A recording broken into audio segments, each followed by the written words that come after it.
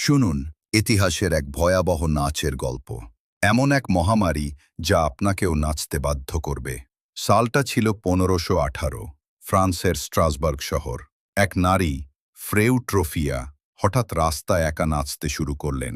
মাত্র এক সপ্তাহের মধ্যে শত শত মানুষ এসে তার সাথে যোগ দিল।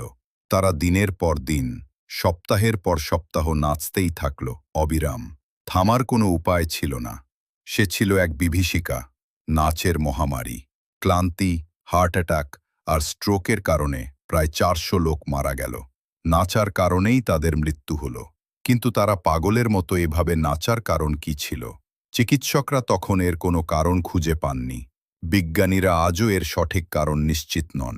তবে ধারণাকৃত প্রধান তত্ত্বগুলো হল বিষাক্ত অ্যারগট ফাঙ্গাস থেকে খাদ্য বিষক্রিয়া, অথবা চরম মানসিক চাপ থেকে সৃষ্ট গণমনোরোগ। আপনার কি মনে হয়, মানুষ কেন নেচে মারা গিয়েছিল? এই রহস্য কি কখনো জানা সম্ভব? আপনার মতামত কমেন্টে জানান। এমন আরও অদ্ভুত ইতিহাস জানতে চ্যানেলটি সাবস্ক্রাইব করুন।